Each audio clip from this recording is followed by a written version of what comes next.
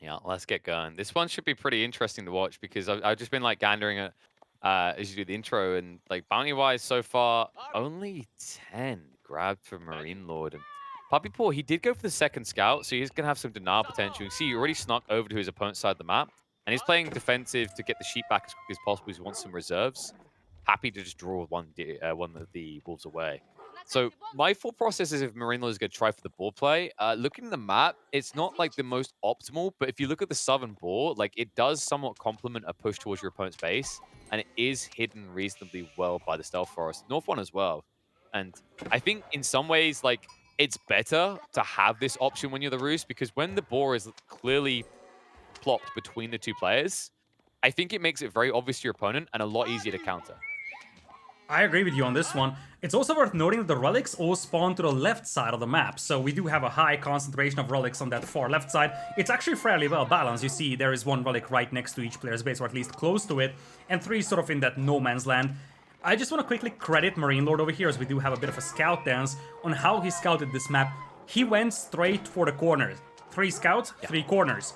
Because oftentimes, the most likely spot for you to find wolves is in the corners. So that's exactly what MarineLorD played for. Went for corners, was rewarded with quite a lot of wolves. He's already up to 180 bounty, and he could easily get himself to 250. Although, as you said, it's more and more difficult to accomplish good levels of bounty nowadays, because players have become very proficient in scouting and bounty denial.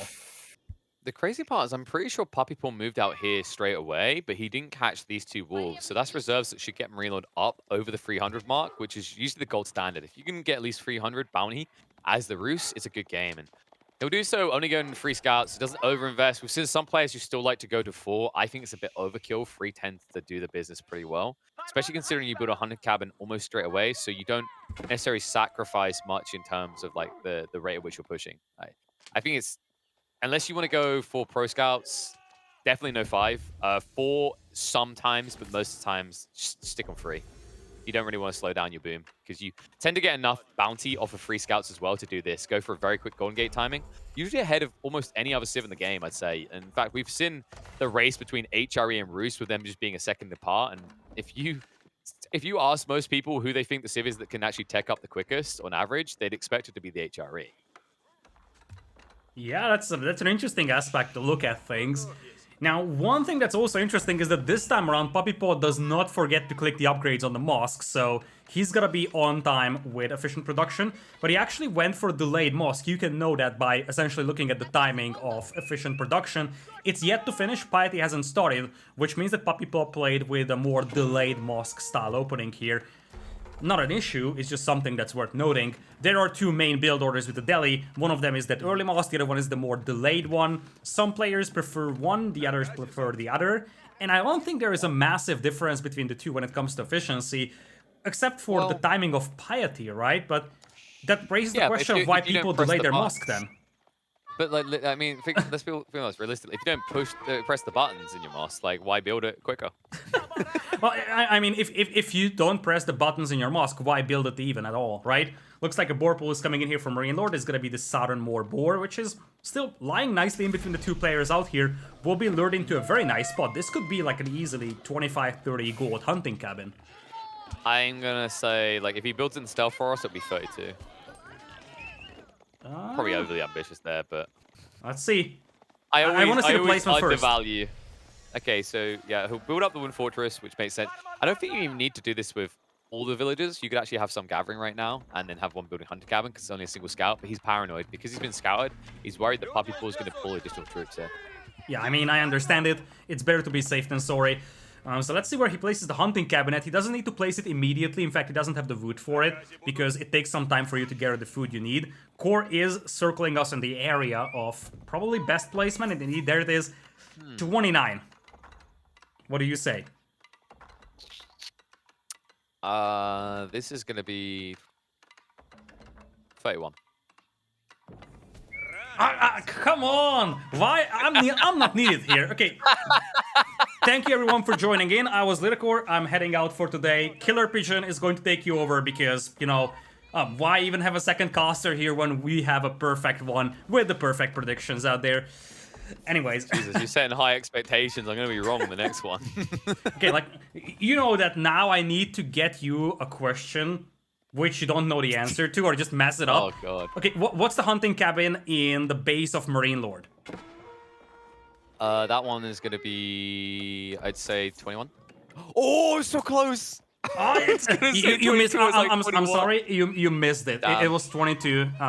So yeah, unfortunately we can't invite you for new broadcasts anymore. But Core clicked on it before I gave my answer, so I didn't want to look like I just copied what it said on the screen, because the screen, like, if there's something we've learned about Age of Empires, Lidakor, it's that Relic is usually wrong. Have you seen the attack speed buffs for English network of citadels and castles? They Yeah, ain't I've seen that 50%, they ain't 25%. They're BS. I mean, have you seen the attack boost for a Tower of Victory? And you would normally say, oh yes, but, well, reality is that it's no, because you never build that landmark. Yeah, exactly. That's the answer I was going to give. No. Oh, this is someone I haven't seen in a PuppyPaw Road to Wololo game for Delhi so far. Researching the mosque stuff. Nice. Well, he's evolving. Like, every single game you can see the consistent improvement. Now, MarineLorD is playing a 1 TC fast castle over here. He's going to squeeze out like a 7:45, 8-minute fast castle here. And PuppyPaw yet to capture the sacred sites here.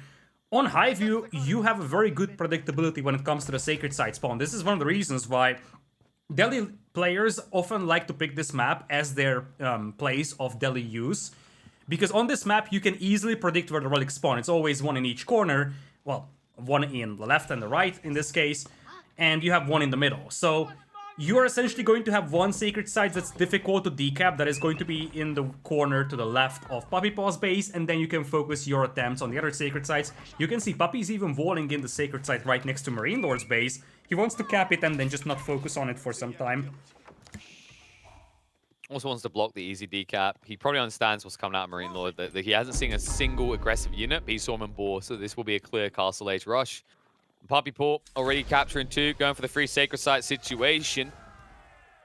Well, PuppyPaw, one thing we have to keep in mind is where his next berry line is. He actually has to shift out of his base after the initial holdings, and that might leave him a little bit exposed, because this could just be your standardized build into Horse Archers, and it would be very effective for MarineLorD.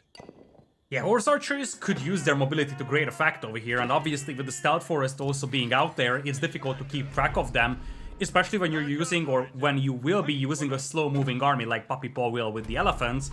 But for the time being, it looks like we are seeing some cavalry being added here by MarineLorD as well. He's adding a stable. You talked about this one in the previous set that we've witnessed with the Delhi, that you don't want to be using spearmen against the elephants because it's so easy to pick them off. You want to be using some cavalry so you can get some good surrounds and isolate them before they can be healed. Yeah, and for now, it's mainly just going to be a reliance on the Horse Archers, because the cool thing about Horse Archers against elephants is, like, if you do get to your death ball numbers, the damage is high enough that they do reasonable DPS to tower elephants, and they're able to always back away or engage quickly because they are cavalry units. So I don't mind this play from MarineLorD. It also gives him diving opportunities when his opponent isn't looking. And we've seen them used very well in high view, because the problem is, like, when you start to expand beyond your initial holdings, you're next to the stealth forest at all times. It's very easy for a Horse Archer battalion to just march out and take out 10 villages at a time. Looks like a Horseman raid is coming in here from PuppyPaw. MarineLorD gathering the first relic just now, but keep in mind that it's not just about the fact that you completed the 9 relics over here for PuppyPaw. That seems next to impossible against the Rus. It's also about how delayed those relics are for MarineLorD, because as long as you don't have a single relic garrison for the Rus, you are forced to mine gold. And that is not a good start for MarineLorD out there, especially because if you take a look at PuppyPaw's resources, he's going into Castle Age, and when the dust settles, MarineLorD is gonna have like 1 relic advantage at best, maybe 2. But some of those relics are being walled in, you have 3 sacred sites out there. The only thing that PuppyPaw needs to fix is this slow bleeding of villagers, which comes from these raids, and he's doing that by dropping some walls to the south of his town center. You know how we could make sure that villager count doesn't drop further? Is maybe get some good old textiles. I hear that's quite good for Delhi players that are worried about losing villages. I also heard that, but it looks like PuppyPaw disagrees with that one. He's yet to grab textiles for his villagers. He's actually a little panicked over here, at least he looks panicked with those villagers building all those walls out there. Wait, he's lacking food. What happened? I think he wanted to build a landmark. Then he changed his mind. He's lacking food. He's now grabbing textiles, but he's waiting for the food to come in. But his only source of food is the villagers moving to the north. Whoops. Oh, that's a mistake. Whoops. Yep. The marketplace is going to come in pretty late. Wololo, in the meantime, elsewhere. Looks like it is not going to be able to go off, though. Yeah, And, like... wow. Like, I mean, Oh. PuppyPaw, he'll get there, but this delay is going to be really frustrating, especially considering we're in the House of Learning, so it's going to be more delayed. Wololo at least push away the Spearman, as it looks like MarineLorD is trying to gather up his third relic. Should be able to do so as well, because that is way too much leeway, way too much runtime to get away from the Spears there. Yeah, like, and as you said, PuppyPaw is getting delayed pretty heavily going into Castle Age here, which limits his chances of picking up relics, limits his chances to start those key upgrades, which take quite a lot of time for the deli out there. And the reason why it was so delayed is because he just ran out of berries inside his base. I think he also ran out of sheep, so he had to move to the north for the hunt. And he was missing 50-ish food, but he didn't have any villagers on food in that given moment, and because of that he had like half of his eco idle waiting for that food to be gathered so he can start building the landmark. At least now with Can Tech he Up, yoink the we'll be able to relic? pick up the remaining relics. And I mean, you could walk in and Wololo right now. I actually think that's your best play. Just walk Ooh, in and actually, Wololo. yeah. Walk in and Wololo because you can't Walk in kill and the... Wololo, you coward. Well, that's gonna be a big no-no. Coward. You know the funny part is, like, he didn't even have to insta-Wololo. He could have waited until, like, MarineLorD started torching. So he could have bought enough time to get reinforcements there, maybe. But instead, that's just going to be a tower burnt down and another relic going the way of MarineLorD. So we're now 4 to the 1 of PuppyPaw. PuppyPaw, who still hasn't picked up that relic on the left side, by the way, just has a scholar there contemplating life. Yoink. Oh my god, no! Yoink. There goes the PuppyPaw. relic. Delhi, PuppyPaw, situation 1, forgets researchers. Situation 2, forgets that scholars can pick up relics. There's always something with this Canadian lad. Oh man. I'm just still obsessed with the walk-in and Wololo and how good it sounds. Like, we need a song like that. Like, Drongo, he used to make some songs back in the AoE 3 days. I think it's time for a new banger for AoE 4, and I want the title to be Walk-in and Wololo. I mean, I think you just need to wear a flat peak cap, put on some sunglasses, and hit the rap track. You got this. New career for you, Lidakor. Alright, meanwhile, PuppyPaw trying to prove he doesn't need a new career in terms of civ choices. That he wants to be a deli extraordinaire, but right now I'm extraordinarily surprised at the fact that as the deli, having control clearly over 2 relics, he finds himself in a situation where MarineLorD will end up with 5. Maybe that's just Indeed. me. By the way, PuppyPaw started building a market before and then he cancelled it, so now he's in that tough spot where he's got 1200 gold in the bank, but no food to work with, so, like, market still missing out there. He's slowly building, actually that's not his Lancer numbers, that's MarineLorD's Lancer numbers, getting a little confused because of the colors from the previous game. And now PuppyPaw, he's in a tough spot over here because his food eco is getting raided and MarineLorD is doing such a great job at just probing those berry spots. That's something you always gotta do against a deli, and MarineLorD is using that to perfection. Yeah, MarineLorD is just showing exactly how dominant he can be. You know, Frisian Marshes, you maybe, like, not to take anything away from PuppyPaw, amazing play out of him, but, like, there are going to be these teething issues, and I think we have noticed that from some of the top players. Like, when you get them back on these maps they're very comfortable with, it's kind of a day and night performance, and I think that's what we've seen here from MarineLorD. Like, this is incredibly dominant. You know, it sounds kind of defeatist in some ways, but like with 14.5 minutes in the game, I'd say MarineLorD has like an 82, 83% chance of winning this right now. It's not to say PuppyPaw like has lost, but he really needs to change up his strategy if he wants to get ahead now. Yeah, like, this is concerning for PuppyPaw right now, and the thing is that this is your best timing window. This 15 to 25 minute mark is the best timing window for the Delhi Sultanate. So as you go deeper and deeper into the game, it's just gonna get worse and worse. And, you know, MarineLorD is sitting on 5 relics. We talk a lot about the Delhi late game or how questionable it is, how efficient it is, but it's not even gonna be a factor when your opponent in late game is sitting on 5 relics. When you are down 5 relics in late game, it's not a question of civilization matchup. It's a question of resources. Core is showcasing to us that there is a wolf that MarineLorD did not pick up early game, Dude. and that is what he needs for tier 3. I wonder if he's actually going to find it. The only thing that Corey is representing to us is that he's a cat person right now. That he really wants this wolf to die. Jesus. Okay, so I'm looking at the recovery points for PuppyPaw. He has got home blades on the way, and he can shift into what I call the Scholar Shuffle. You can see he's actually got 5 pumped and ready to push out, and he's got a Tower Elephant being built. This isn't over just yet, but it truly is an uphill battle now for PuppyPaw, every step of the way. It is an uphill battle indeed, because you see, MarineLorD is playing the long game over here. He doesn't want to go for a super aggressive keep drop. He's going for a defensive keep. He's conscious about the fact that this is the timing window where PuppyPaw needs to make his push. So MarineLorD is going to play a very defensive game over here, making sure that he survives during that time window, and then he's just going to play a late game, because Roost's late game composition is already pretty powerful with the Streltsy. If you add 5 relics on top of that, it's gonna be even better. And I wouldn't be surprised to see MarineLorD just waiting for a timing push from PuppyPaw to come in, and then going maybe straight into Imperial because he's banking up a ton of food. That was a very awkward Scholar loss there for PuppyPaw as well. That's setting back his timing. Like, it's really, really important that you get to, like, double-digit Scholar count, 10 to 12, to support the Elephants. Otherwise, these Knights will just keep beating your ass down. I'm getting a bit worried right now. Like, he's running out of resources fast. He's recovered on the food for the moment, but he's starting to get raided into his deer line, and we need to check on the base. I'm not even sure he's up that many on the farms right now, and that's going to be the weak point for PuppyPaw. He has very limited space to set up those farms. I think he has no farms. He's not even gathering wood. Okay, Well, there is a couple. He's not gathering wood, by the way. Now, though. Yeah. So, PuppyPaw is getting close to an all-in here. Not gathering wood is a sign of one thing. It is the fact that you just want to focus all your econ, food, and gold. And scholars cost food and, well, scholars cost gold, but elephants cost food and gold. It's gonna be scholars and elephants. Truth be told, PuppyPaw just killed 8 villagers here from MarineLorD on the gold mine, so at least the villager count is now even, but you still have those 5 relics working for MarineLorD. Though MarineLorD, floating a lot of food, he either needs to convert it to Imperial, which I think right now would be a terrible idea, or he needs to put that onto the battlefield. Now, the funny part is actually, it's a tough one to kind of thread, but you could go Imperial when you've got keeps. If you build another keep on the west side, like, it's feasible. I wonder if MarineLorD's considering that. He isn't the stone hard just yet, so likely we're going to see a reinvestment into the military force. But you can actually see interesting thing coming out as well. MarineLorD understands just how powerful the Warrior Monk's buffs can be. He's actually getting it upgraded. You can see by the icons on the right side, he's going for some of the Saint's Blessing upgrades.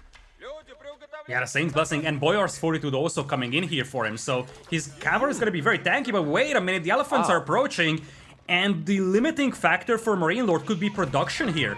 He's got plenty of resources, but if his production gets denied, he can't field an army. He's coming in for a raid inside the base of PuppyPaw in the meantime, though.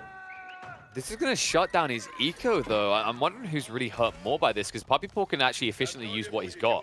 Heavy damage done to MarineLorD's army is likely to stay because he's got limited warrior monks, but think about what you do when you're the Delhi.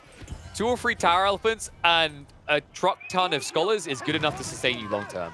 That's the thing to watch out for here, and he's actually targeting out the Abbey of the Trinity. I love it. This is a very interesting play out of PuppyPaw. Very risky, and it's going to take a long time. We'll give time for MarineLorD to react. But if it works out, it's perfect, because as you said, it's all about shutting down that eco.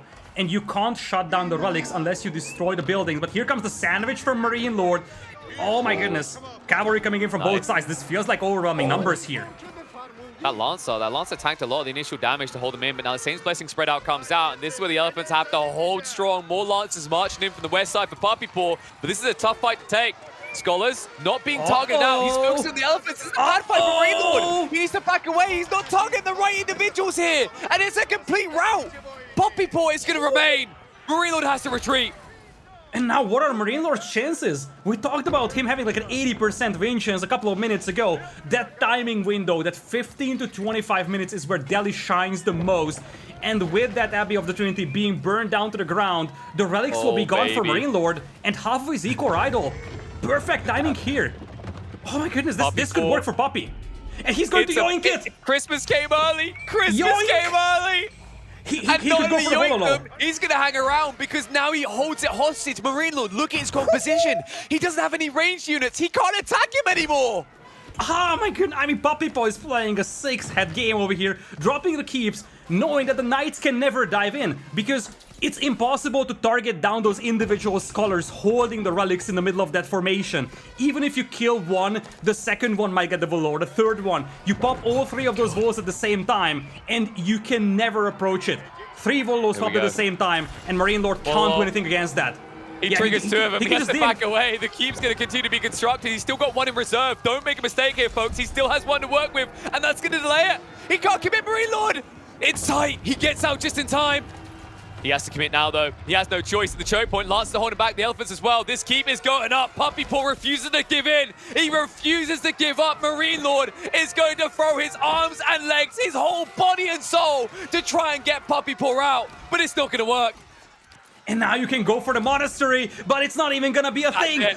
MarineLorD taps out. PuppyPaw remains undefeated in Road to Wololo, takes the Delhi to another victory here, moves on to match point with what was a spectacular late game. Well, not late game engagements, but just this intermediate stage engagement for PuppyPaw. Oftentimes it seems so grim for him. His position looks so bad, but then one great timing, one great fight just propels him on top. And this is something that players have to really look out for when playing against PuppyPaw, because we're now seeing it for numerous times, really, that PuppyPaw, even if he seems like he's down, he can look to take one fight to the great upside and turn everything around. For most of this game, MarineLorD was dominating, but PuppyPaw is the one coming in with the win, partly fueled, of course, by that absolute juggernaut powerhouse that Delhi is.